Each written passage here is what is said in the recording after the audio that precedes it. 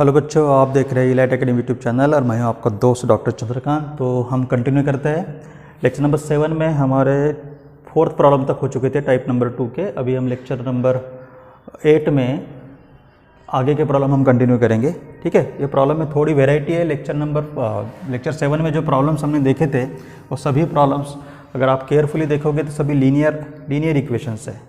यहाँ पे quadratic equations है, फिर टैन वाली वेराइटी भी है और बहुत काफ़ी कुछ डिफरेंट है इसमें। ओके, तो हम शुरू करते हैं क्वेश्चन नंबर 5 से। क्वेश्चन नंबर 5 एक क्वाड्रेटिक फॉर्मेट में है, तो सबसे पहले इसको लीनियर में कन्वर्ट करना पड़ेगा, मतलब इसके फैक्टर गिराना पड़ेगा।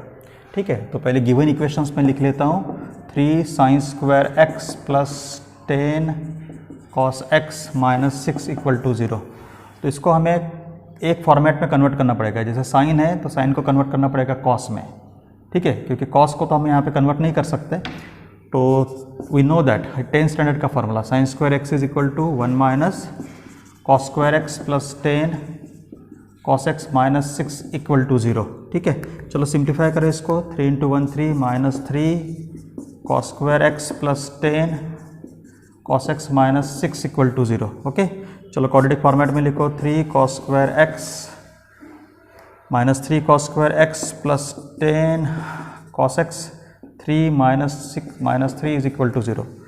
क्वाड्रेटिक में जो पहली टर्म जो होती है ना वो निगेटिव नहीं होती है, तो just multiplied by -1, so it will get convert into positive. तो ये हो गया हमारा 3 कॉस स्क्वायर एक्स, ये प्लस का माइनस 10 कॉस एक्स से माइनस का प्लस 3 इज इक्वल टू 0। अब ये क्वाड्रेटिक इक्वेशन हो गया ट्रिग्नोमेट्री का। इसका हम फैक्टर गिराएंगे 3 इंटू 3 9। ठीक है, 3 इंटू 3 9, ये आप 10th में पढ़ चुके हो। 9 के ऐसे फैक्टर गिराओ जिसका एडिशन और सब्ट्रैक्शन कितना आना चाहिए, -10। तो -9 -1 -9 इंटू -1 मल्टीप्लिकेशन 9 आएगा, और इन दोनों का -9 माइनस इसका अगर एडिशन किया तो -10 आएगा। तो ये हो गया हमारे फैक्टर 3 कॉस स्क्वायर एक्स। -10 को तो इनके जो दो फैक्टर है -9 -1, तो मेरी एक सलाह है कि ग्रेटर नंबर पहले लिखा करो। -9 cos X -1 cos X plus 3 equal to 0। अभी इन दोनों में से क्या कॉमन निकलता है, you get here 3 cos x common, तो यहाँ बचेगा आपका कॉस एक्स -3। ठीक है, यहाँ से ये और ये सेम होना चाहिए, -1 कॉमन निकालना पड़ेगा, तो ये बचा कॉस एक्स -3 इक्वल टू 0। अभी ये ब्रैकेट और ये ब्रैकेट सेम आ गया, मतलब हम सही जा रहे हैं। ठीक है, so now take this bracket common, cos X -3 take common, so you will have here 3 cos x -1 equal to 0। तो अभी यहाँ पे दो पॉसिबिलिटी बनती है। एक तो ये first factor cos x -3 equal to 0, तो इस पर से आपका एक वैल्यू बन गया cos x इक्वल टू 3। ठीक है, बराबर। तो ये आपका एक फैक्टर बन गया cos x इक्वल टू 3। एक मिनट, थोड़ा हम चेकआउट कर लेते हैं। एक वैल्यू बन गया आपका cos x इक्वल टू 3। दूसरा तो cos x इक्वल, और दूसरी पॉसिबिलिटी इस फैक्टर पर से, और 3 cos x -1 equal to 0। Therefore यहाँ से cos x का जो वैल्यू निकलता है it is equal to minus, उधर जाके हो गया प्लस, मल्टीप्लाई। तो नेक्स्ट पॉसिबिलिटी विल बी 1/3। ठीक है, अभी आप चेकआउट कर लो। अभी दो आंसर आपके पास अवेलेबल है, एक cos x इक्वल टू 3, दूसरा cos x इक्वल टू 1/3। अब ये प्रॉब्लम यहाँ पे है कि इसमें कि जनरली JEE में जो क्वेश्चंस पूछे जाते हैं तो काफ़ी लंबे नहीं होते हैं। तो यहाँ पे अगर दो इक्वेशन में से एक तो रॉन्ग होगा 100%। तो पहले को हम चेकआउट करते हैं, cos x इक्वल टू 3 ये पॉसिबल है क्या? नहीं है पॉसिबल। क्यों पॉसिबल नहीं है? क्योंकि जो मैक्सिमम वैल्यू है cos x की वो होती है 1। cos x की मैक्सिमम वैल्यू है 1, और यहाँ पे cos x का मैक्सिमम वैल्यू कितना आ रहा है आपका, 3 आ रहा है। तो ये पॉसिबल नहीं है, तो हम यहाँ पे लिख देंगे cos x cannot equal to 3। तो ये पॉसिबिलिटी हमारी कैंसिल होगी। तो हमें सिर्फ एक ही इक्वेशन को सॉल्व करना पड़ेगा, that is cos x equal to 1/3। ठीक है, बराबर। तो हम उसी को सॉल्व करेंगे, cos x इक्वल टू 1/3 को ही हम सॉल्व करेंगे।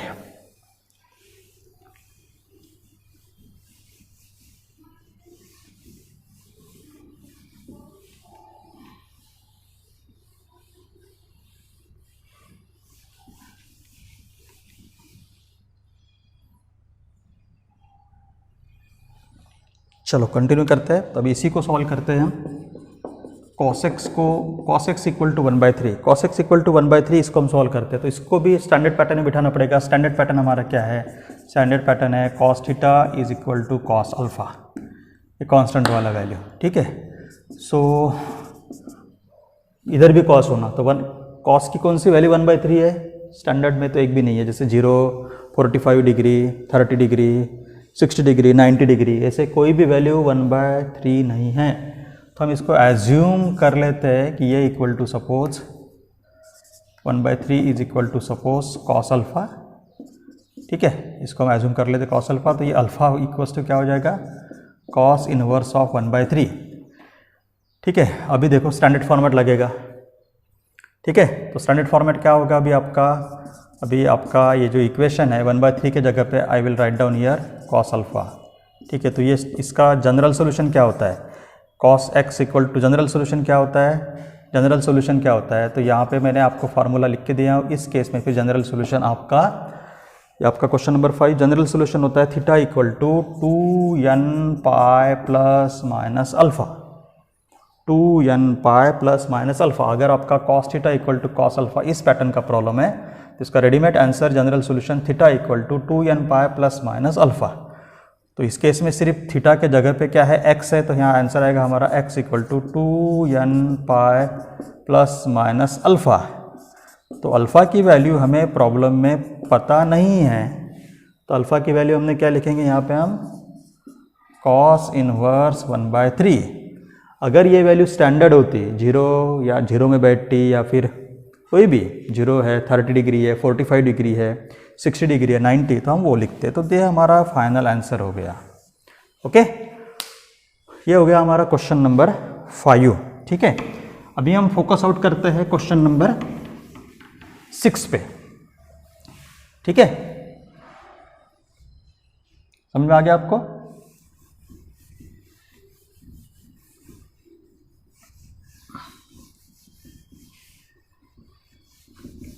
चलो हम क्वेश्चन नंबर 6 पे फोकस करते हैं। क्वेश्चन नंबर 6 ये थोड़ा टैन वाला पैटर्न का क्वेश्चन है। क्वेश्चन नंबर 6, तो पहले गिवन इक्वेशन हम लिख लेते हैं। Given equation tan theta minus 1 upon tan 3 theta plus 1 is equal to √3। तो यहाँ पे tan के दो टर्म है, इसको सिंगल टर्म में कन्वर्ट करना पड़ेगा। तो इसके लिए फिर से वही है कि tan का एडिशन फार्मूला या फिर सब्ट्रैक्शन फार्मूला यूज़ होगा, tan a+ भी यूज़ होगा या फिर tan a- भी यूज़ होगा। ध्यान में रखो, मैथ्स में वही बच्चा प्रोग्रेस कर सकता है जो चेस के तरह 3-4 स्टेप के बाद की क्या स्टेप आएगी, वो लॉजिक इसका डेवलप होता है। इसमें कौन सा फार्मूला लगने वाला है? ट्रायल एंड एरर बेस पे हम नहीं कर सकते। टैन है तो टैन का एडिशन या सब्ट्रैक्शन फार्मूला लगेगा। यहाँ पे माइनस है तो सब्ट्रैक्शन फार्मूला लगने के चांसेस है। चलो हम आगे बढ़ते हैं इसको। तो टैन के फार्मूले में टैन ही होता है, 1 मतलब tan 45 π/4, ठीक है, बराबर। इसको हम थोड़ा सा 1 पहले लिख देते हैं, tan थीटा इंटू 1 लिख सकते हैं हम, ठीक है। ये 1 के जगह पे हम नेक्स्ट स्टेप में कर देते हैं, मतलब आपको अच्छी तरीके से समझ में आएगा। tan theta minus π/4 upon 1 plus, और आपको ये भी समझ में आएगा कि हम ऐसे क्यों लिख रहे हैं। 1 के जगह पे हम लिख देते हैं tan 45, क्योंकि tan 45 इक्वल टू 1 होता है। अभी आपको मैं इस स्टेप में आपको समझ में आएगा कि हमने ऐसा क्यों किया। tan a- b का फार्मूला लगा, देखो क्या लगेगा, क्या है formula? tan a minus tan b upon 1 plus tan a into tan b, ठीक है, बराबर। यह है आपका formula, tan a minus B equal to tan a minus tan b upon 1 plus tan a into tan b, ठीक है। अभी मैंने जब भी आपको बोला था ना कि हमें पता होना चाहिए कि आगे चल के कौन सा फार्मूला लगेगा, ठीक है। अभी मैं आपको लॉजिक बोल रहा हूँ, यहाँ पे माइनस है तो मुझे क्लिक हो गया कि माइनस का फार्मूला लगेगा, ये देखो, ठीक है। यहाँ माइनस है तो यहाँ भी माइनस होता है। और दूसरा लॉजिक ये है कि इस तरीके के प्रॉब्लम सॉल्व नहीं हो सकते ट्रिग्नोमेट्रिक इक्वेशन में, इसको ट्रिग्नोमेट्रिक इक्वेशन में कन्वर्ट करना पड़ेगा। तो लेफ्ट हैंड साइड में सिर्फ tan की टर्म रहनी चाहिए, राइट हैंड साइड में कांस्टेंट रहेगा। अब इसको हम सिंप्लीफाई करते हैं। a की वैल्यू क्या होगी आपकी? a की वैल्यू होगी 3 थीटा और b की वैल्यू होगी आपकी, हाँ, ये होगी आपकी a की वैल्यू और ये होगी आपकी b की वैल्यू। तो ये आएगा आपका tan a 3 theta minus b π/4 is equal to √3। ठीक है, चलो एक बार आप यहाँ तक देख लो। अभी √3 है tan का स्टैंडर्ड फार्मूला है। √3 है जो है tan का स्टैंडर्ड फार्मूला है। कौन सा है tan का फार्मूला? tan 60 मतलब π/3, 180/3 मतलब tan 60 की वैल्यू है √3। ठीक है, तो अभी ये जो आपका प्रॉब्लम है, ठीक है, अभी ये स्टैंडर्ड इसमें कन्वर्ट हो गया। अभी इसको हम स्टैंडर्ड फॉर्मेट में लाएंगे, तो अभी आप ऐसे लिख सकते हो tan 3θ - π/4 इक्वल टू tan π/3। अब इसको हम कंपेयर करेंगे स्टैंडर्ड के साथ। स्टैंडर्ड फार्मूला क्या होता है? tan θ equal to tan alpha, standard trigonometric equation. देखो tan अल्फा मतलब इधर कांस्टेंट वाला वैल्यू, अल्फा कांस्टेंट बराबर, थीटा मतलब जो वैल्यू हमें निकालना है। तो इस केस में इसका आंसर क्या होता है? Then general solution theta equal to, उस फॉर्मेट में अभी हम इसको एक्सप्रेस करेंगे। Then general solution theta equal to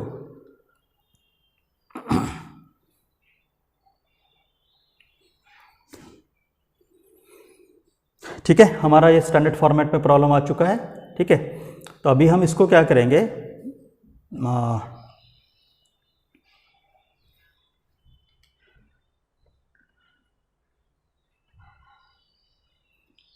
तो ये राइट हैंड साइड को हम जनरलाइज सॉल्यूशन के लिए हमको एक्सप्रेस करना पड़ेगा। 1 मिनट, एक फार्मूला और लगेगा। ये लगेगा आपका tan theta is equal to tan n plus π/3। ठीक है, tan theta is equal to tan n plus π/3, यहाँ लगेगा formula. So we have tan 3θ minus π/4 equal to tan theta is equal to, ये होगा आपका tan, ये जनरलाइज सॉल्यूशन के लिए करना पड़ेगा आपको। ठीक है, इक्वल टू, ओके, चलो tan आपका ये हो गया कैंसल, तो 3θ माइनस π/4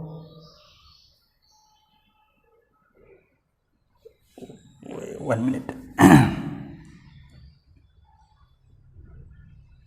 3θ माइनस π/4, हाँ ये आपका कैंसिल होके 3θ minus π/4 is equal to n plus π/3। Okay, हमें वैल्यू निकालना है थीटा की। So 3θ is equal to, minus π/4 को उधर ट्रांसफ़र कर दो, ये हो गया आपका plus π/4। Okay, so theta equal to, ये मल्टीप्लाई है, इधर जाके हो गया आपका डिवाइड। ठीक है, तो ये हो गया 9 प्लस π/12। ठीक है, तो ये हमारा फाइनल आंसर कह सकते हैं, और इसको हम सिंप्लीफाई भी कर सकते हैं, जैसे π/9 प्लस π/12, इसका पूरा सिंप्लीफाई करके जो फाइनल आंसर आता है वो आता है n/3। ठीक है, प्लस 7π/36, 7π/36, ये हो गया हमारा फाइनल आंसर। ठीक है, तो tan के प्रॉब्लम में इस तरीके का अप्रोच आपको रखना है। ओके, ये हो गया आपका क्वेश्चन नंबर 6। क्वेश्चन नंबर 7 हम देखते हैं। क्वेश्चन नंबर 7 में हमको सबसे पहले क्या करना है,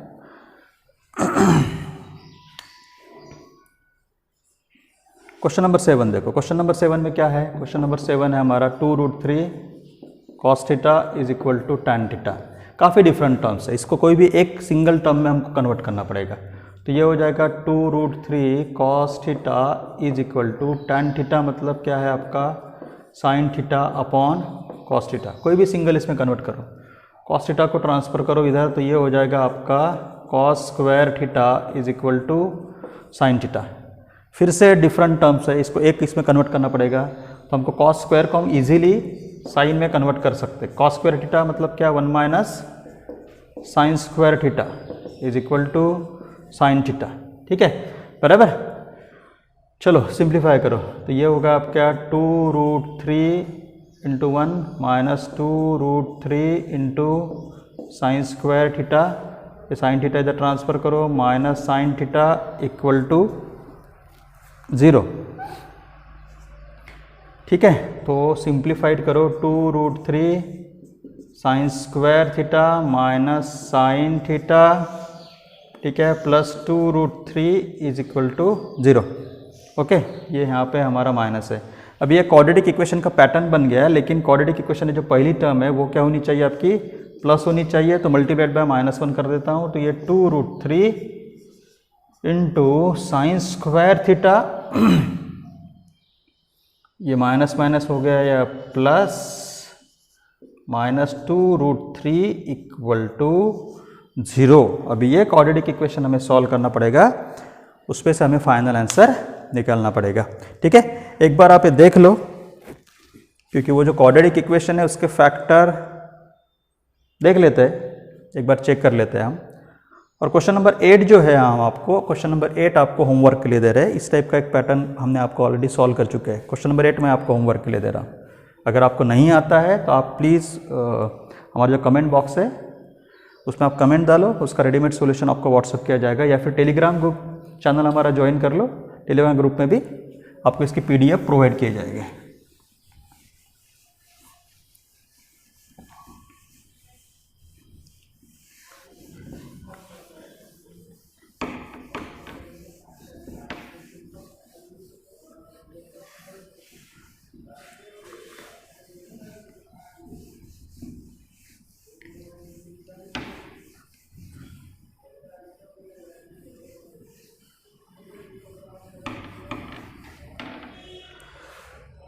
ओके, ठीक है, तो अभी हम इसके फैक्टर गिराने की कोशिश करते हैं। तो वो क्या है, 2√3 और उधर है आपका -2√3, इनका मल्टीप्लिकेशन कर लो तो क्या होगा, मल्टीप्लिकेशन 2 × 2 -4, √2 × √3 3, -4 × 3 दैट इज़ -12।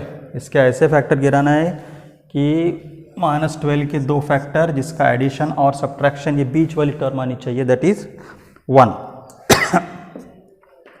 तो हो सकता है 4 × -3, ठीक है, 4 × -3 -12 हो जाएगा, बराबर। और दोनों की अगर एडिशन करते हैं 4 - 3, एडिशन सब्ट्रैक्शन जो भी है, ठीक है, तो 1 हो जाएगा। ठीक है, तो फैक्टर गिरते हैं, हम फैक्टर ही गिराएंगे 2√3, 1 minute, 2√3 sine square theta, highest term को पहले लिखो, 4 sine theta -3 sine theta -2√3 equal to 0।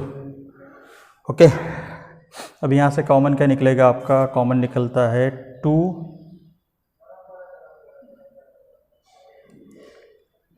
2 sine theta common, 2 sine theta common, तो ये बचा आपका √3 sine theta, 2 sine theta common, तो ये बचा आपका 2। ठीक है, अब इसमें से कॉमन क्या निकलना चाहिए, इसमें से कॉमन निकालने के लिए आपको यहाँ से √3 कॉमन निकालना पड़ेगा, -√3 कॉमन, -√3 कॉमन निकालो, -√3 कॉमन निकालोगे तो -√3 से यहाँ पे आपको डिवाइड करना पड़ेगा, मतलब माइनस कॉमन निकाल लिया आपने, ठीक है, तो √3 से डिवाइड करना पड़ेगा, 3 को √3 से डिवाइड करना पड़ेगा। 3 को √3 से हम डिवाइड करते हैं तो हम उसको रैशनलाइज करके √3 × √3, ठीक है, तो यह आएगा आपका 3√3, √3 का स्क्वायर 3, मतलब √3 आ जाएगा आपका यहाँ पे। ठीक है, √3 साइन थीटा, ठीक है, माइनस तो कॉमन निकाल लिया हमने, +2 इक्वल टू 0। अभी देखो दोनों ब्रैकेट सही ठीक आया, तो ये हम 10th में पढ़ चुके हैं क्वाड्रेटिक इक्वेशन में, ये और ये ब्रैकेट अगर सेम आता है तो हम सही जा रहे हैं। तो ये 2 sine theta -√3 is equal to 0। चलो ये ब्रैकेट सॉल्व करो, तो पहला ब्रैकेट जो हमने सॉल्व किया, √3 साइन थीटा +2 इक्वल टू 0, ठीक है, बराबर। तो यहाँ पे साइन थीटा की वैल्यू आपकी क्या आती है, वो आती है -2/√3, ठीक है।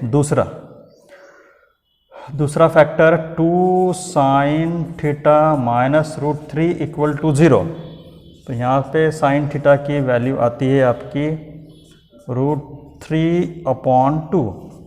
अब इसमें से एक वैल्यू गलत है, कौन सी, ये वैल्यू तो आपका स्टैंडर्ड एंगल की थी, ये सही है, ये वैल्यू आपकी गलत है क्योंकि मैक्सिमम और मिनिमम वैल्यू में नहीं बैठती। माइनस है तो साइन की जो मिनिमम वैल्यू है ना वो -1 होती है, साइन की minimum value -1।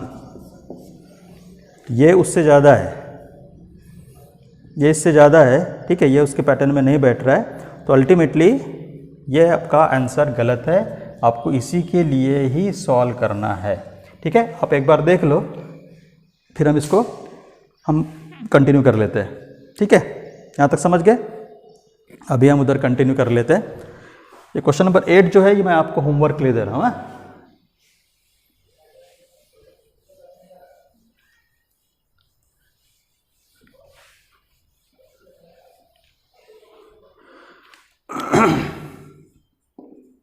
Sign theta is equal to √3/2, ठीक है। फिर से इसको आपको स्टैंडर्ड फॉर्मेट में कन्वर्ट करना पड़ेगा। √3/2 √3/2 किसका स्टैंडर्ड एंगल है? √3/2 साइन 60 मतलब π/3, बराबर, ठीक है। 60 मतलब π/3। अभी आपको यहाँ पे यूजिंग एक स्टैंडर्ड इक्वेशन मैंने आपको ऑलरेडी पढ़ा चुका हूँ। Sine theta is equal to क्या होता है? Sine alpha. अगर ऐसा रहा तो general solution theta is equal to हमने आपको लिखवा चुका हूँ मैं। थीटा इज इक्वल टू क्या आता है answer? n pi plus -1 to the power n into alpha. चलो डालो यहाँ पे वैल्यू अल्फ़ा की, n pi plus -1 to the power n into alpha. Alpha की वैल्यू क्या होगी आपकी यहाँ पे? π/3, ठीक है। तो ये हो गया आपका फाइनल आंसर। काफ़ी लंबा क्वेश्चन था, इसको आप रिपीट एक दो बार देख के कर लो। ये क्वेश्चन नंबर 8 बच्चों मैं आपको होमवर्क ले दे रहा हूँ। सेम पैटर्न का क्वेश्चन मैं आपको पढ़ा चुका हूँ। ये कॉट को आप tan में कन्वर्ट कर लो, ठीक है। तो काफ़ी सिंपल है उसके बाद ये क्वेश्चन, ठीक है, बराबर। तो बच्चों आपको ये वीडियो कैसा लगा? लाइक करो, कमेंट्स करो, शेयर करो, और अभी आप चैनल पर नए होंगे तो प्लीज़ सब्सक्राइब करो। तब तक के लिए धन्यवाद।